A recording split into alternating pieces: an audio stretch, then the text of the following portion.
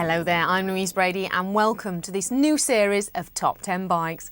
Once again, the Men & Motors panel have deliberated long and hard over the best and worst aspects of the bikes available for sale in the UK, bringing you the definitive Top 10 list for each of the categories of bikes. Well, here it is, the coveted award that will be presented to the manufacturer of this week's #1 machine. The question is, which bike will it be?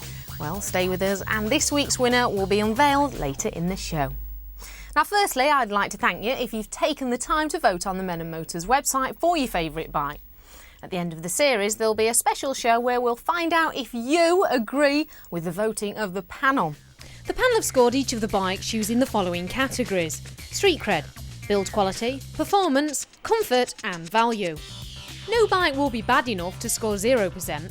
And none will be good enough to score 100%. 50% is a good average, but for any bike to win, it'll need to be better than average. Now, I'm one of the panellists, and as the show progresses, we'll meet the other journalists involved. So let's get started on the countdown of this week's category, Super Sports Bikes. Ask any rider to name a sports bike and you can guarantee that they'll mention at least one of the bikes in this week's show. They may not be the most practical of bikes, but they're the nearest you'll get to a race bike on the road. Here we are on the start line for this season's first outing. Let's look at the bike in 10th position. All bikes have two wheels, at least one seat, an engine and some bodywork of some kind of another. So how is it that some bikes just look more right than others? More eye-catching and, dare I say, more sexy. One such bike is our number 10 entry, the MV Agusta F4. Designed by Massimo Tamburini and launched back in 1999 to an excited world, this bike was not just a new motorcycle, it was the catalyst for MV Agusta's explosive return to the biking world.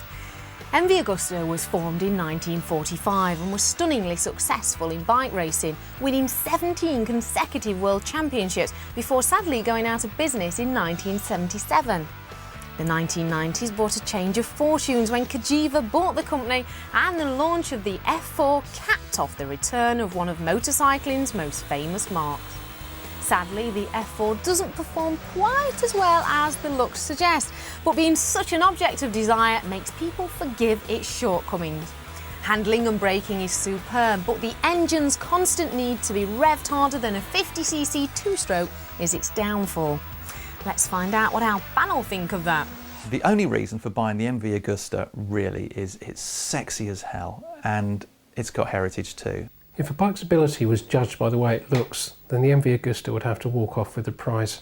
It's a gorgeous looking bike, which perhaps on the track doesn't cut it with the Japanese bikes, but you know, parked up outside a cafe, what are you going to want to look at? The F4 MV Agusta isn't just a motorcycle, it's actually a work of art. You could stick it on your wall and spend the rest of your life looking at it. That's probably the best thing to do with it really, because actually as a riding experience, it's not that good. The engine's just not strong enough. Well, I think it's probably one of the most beautiful motorcycles ever created.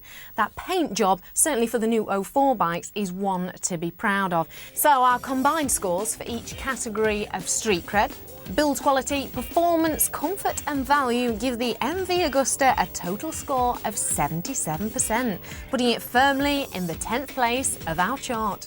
Well, the only Brit to feature in this week's chart is in at number 9. It's the Triumph Daytona 955i. The realm of the superbike is firmly dominated by the big-name Japanese and Italian firms, and it's so good to see the flag is still being flown by the best of British firm Triumph in the form of their flagship Daytona 955i. Launched in 1997, revised 3 years later, and then later reworked in 2001, the Daytona is as British as a nice cup of tea.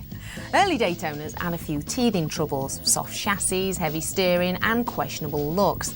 Now, third time lucky, things are looking much better for this superbike. Powered by a 955cc 4-stroke 3-cylinder engine, the Daytona is Europe's most powerful production superbike, producing 147 brake horsepower at 10,000 revs. However, light it is not. Weighing in at 188 kilos, it's clear to see this power is a necessity and not a luxury. And being priced towards the lower end of the superbike market, the Daytona would make a very worthy investment. The Question is, do you dare to be different? Well, now you've seen the bike, let's find out what our panellists thought. Triumph's Daytona 955i is no headbanger, but it is smooth, it's fast, it's comfortable and it's British, and that matters. The 955i doesn't really work if you think you're getting a full-on super sport bike like a GSX R1000. It's not quite there. Well, it's a little long in the tooth now, it's weighing more and it's certainly producing less horsepower than many of its competitors, but it's British and we want to love it. So our combined scores for each category give the best of British Triumph 955i a total score of 79%, putting it firmly in 9th place in our chart. In at number 8 is another Italian beauty, the Benelli Tornado. Now, Benelli is one of the great names in Italian motorcycling, with many TT victories and GP crowns under its belt. Benelli was the darling of the 1960s. The factory ceased production in the 70s, and it wasn't until the mid-90s that Benelli's fortunes turned round due to the scooter boom. Then in 2002, Benelli bounced back onto the sports bike scene with the Tornado Tray. The creator of this bike is Adrian Morton, and he's British no less. So puff your chest out with pride and bask in the glory that is the Tornado. Unless you were lucky to get hold of one of the £23,000 originals, then you're gonna have to slum it with the Tornado 3 Novecentro, which only costs around 11 grand. Styling remains the same with underseat radiator and extractor fans. Performance remains high class. Its hybrid steel alloy frame combined with Brembo brakes and wheels gives you outstanding ride quality.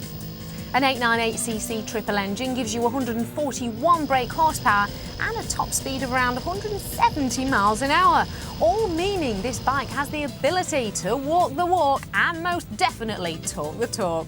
Well, that's our Benelli Tornado. Let's see what the boys think. It's a beautiful 3-cylinder motor, gorgeous looking bike. I mean, absolutely stunning thing. Perhaps in this company, if it's performance you're after, you'd be better placed going after one of the other bikes. Well, it's a beautiful machine, bristling with innovation and technology, and a real serious contender to the 999 and RSV. So our combined scores for each category given by our panel means that the Italian stallion, that is the Benelli Tornado, has scored 80%, putting it firmly in 8th place in our chart. Okay, next up we have the Kawasaki ZX9R at number 7. In 1994, Kawasaki managed to carry on its tradition of creating outstanding 900cc bikes. Following on from the Z1 of the 70s and the GPZ 900R of the 80s came the ZX9R. Sadly for Kawasaki, Honda had introduced their Fireblade in '92, which brought with it previously unsurpassed levels of performance, handling and styling. It was against this bike that the ZX9R would compete, and right from the start it became clear that it was no blade beater. The bike's downfall is its weight. It's always been heavier than the opposition, which may improve handling but ultimately spoils your ability to accelerate and brake with the best of them. 2002 saw the last in a long line of updates for the ZX9R, which have brought it as close as ever to its rivals.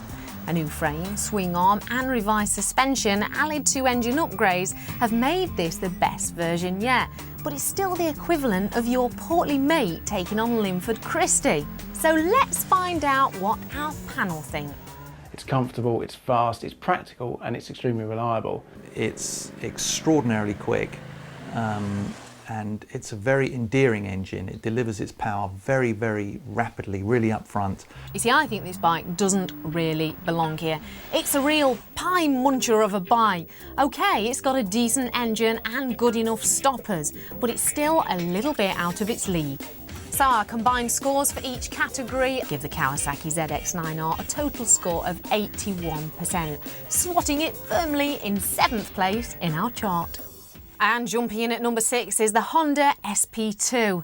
The Honda SP1 was developed with racing in mind and held few concessions to comfort or practicality. As a race bike, it was an immediate success, winning the Superbike title first time out. On the road, it was awesomely fast and handled impeccably, but was too harsh in its throttle response. A bike designed to do nearly 200 miles an hour on the track didn't like to be trickled through traffic, lurching like a drunk at closing time. 2002 brought the first upgrade, the SP2. The changes involved a few modifications to the engine, producing more power, but more importantly, making the bike smoother at lower speeds. Now, these modifications make it a more pleasant bike to ride, but one of the main criticisms of the original remains, namely the pathetic tank range of only 100 miles. Now, if ridden hard, the SP2 will return even less than that, which is fairly laughable for a modern sports bike. So let's hear it from the rest of the panel. And it has got a bit of history, you know, it's won the World Superbike title. It's just that as a road bike, perhaps there are better bikes out there. I think it suffers from being pretty good at everything, but not great at anything in particular. And with World Superbikes going down in the ratings, I think the days of that type of bike are numbered, really. The Honda SP2, very successful on the racetrack, but couldn't quite cut it as a road bike. The problem was a lot of riders were put off by its quirky handling, but still, at the heart, there's that thumping Honda V-twin engine, which we love. Well, therefore, the panel's combined scores for each category give the smooth and fast Honda SP2 a total score of 82%, putting it firmly in 6th place in our chart. Well, sadly, that's it for the first half of the show, but make sure you join us again in part 2 and see which bike is crowned king of the super sports bikes. See you soon.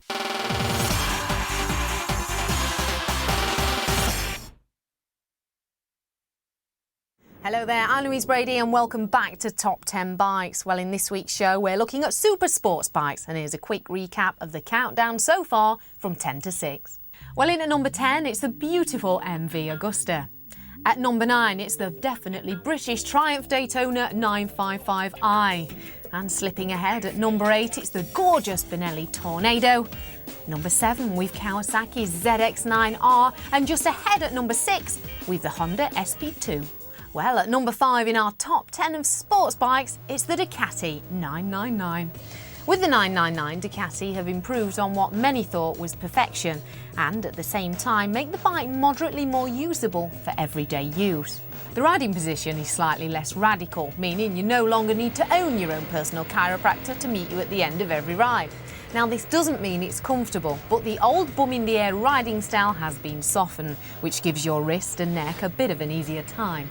Seat padding is sadly lacking, so long journeys don't make much sense on this bike. But when it comes to the twisties, mamma mia, can this bike handle? Let's find out what our panel think of that. It's one of the sweetest bikes out there to ride, and ultimately, riding a bike is what it's all about. It was always going to be tough to replace the Ducati 916, but the 999, I think, has done that with the benefit of a year or so of people getting used to it. Its looks initially I didn't like. The looks have been, I think, like the Hayabusa and like many other bikes in the past few years, you kind of have to get used to it. But what Ducati have finally dialed into their sports bikes is flexibility. You would not be disappointed with the 999. It really is a very special bike still. The Ducati 999, well, this bike was certainly met with mixed reviews when it was launched, although I've got to say it's certainly growing on me. So our combined scores for each category means that the Ferrari of the biking world, the Ducati 999, has a total score of 83%, putting it firmly in 5th place in our chart. And in at number 4 is another Italian, the Aprilia RSV Mille. Aprilia's ability to produce quality motorbikes is undoubted. They have achieved great success in MotoGP racing, both in the 125 and 250 classes. So it came as no surprise when they launched the RSV Mille back in 1998.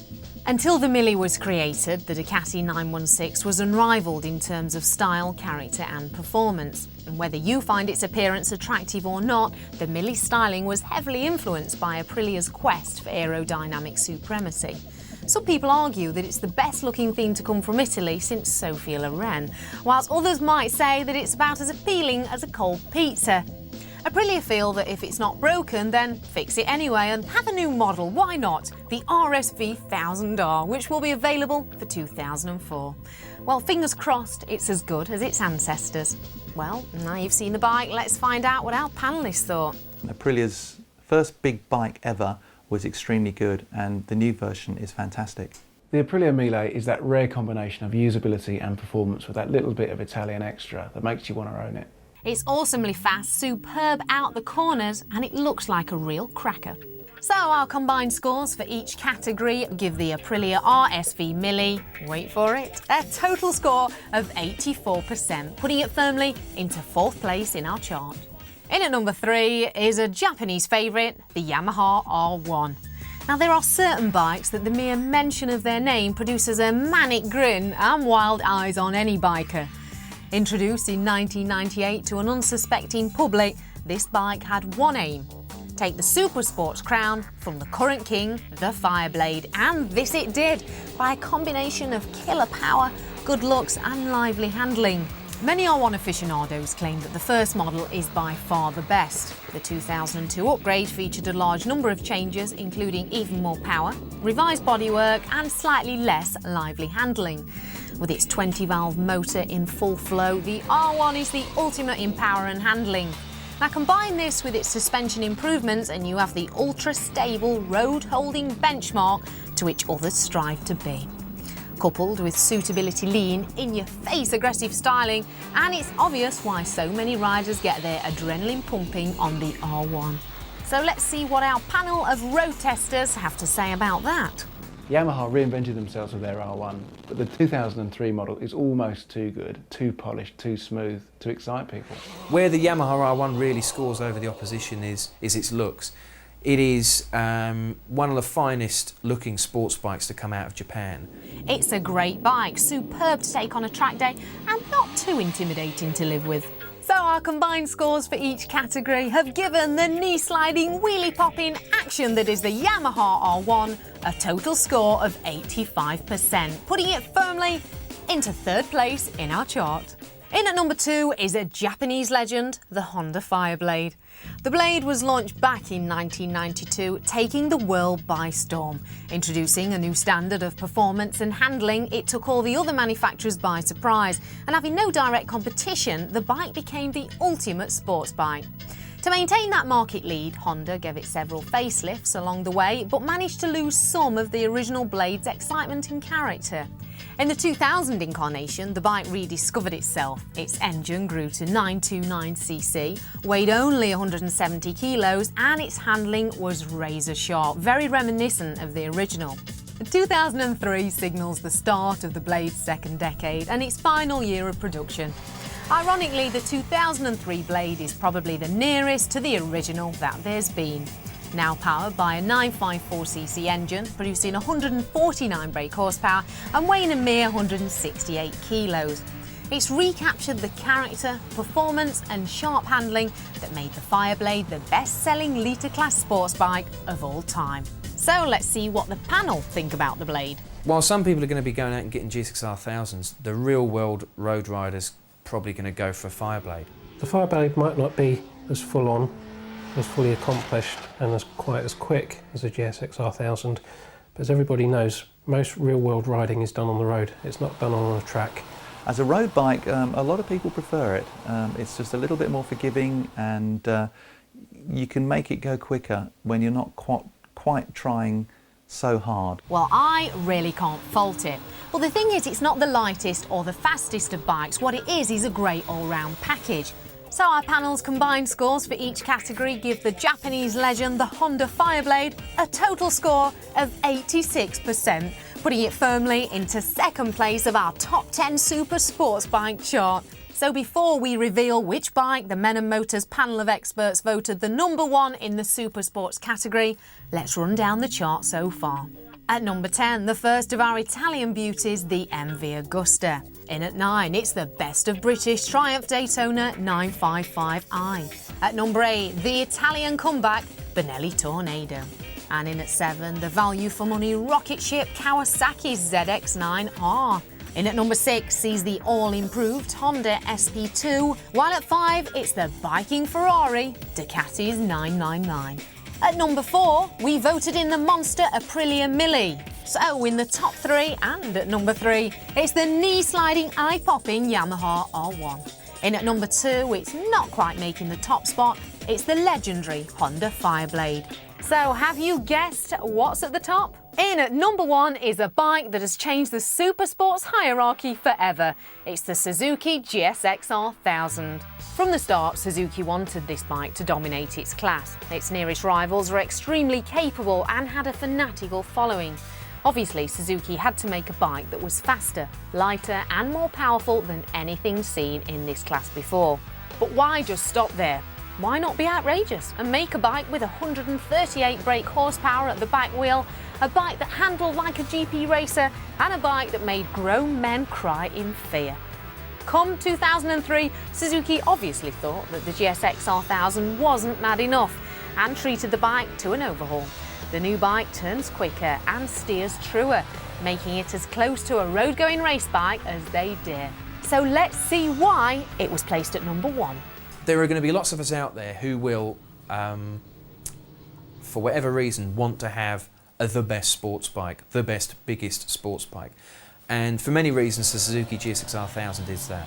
It is a fantastic bike. It's fabulously quick. The handling is flawless. The brakes, they make your nose bleed.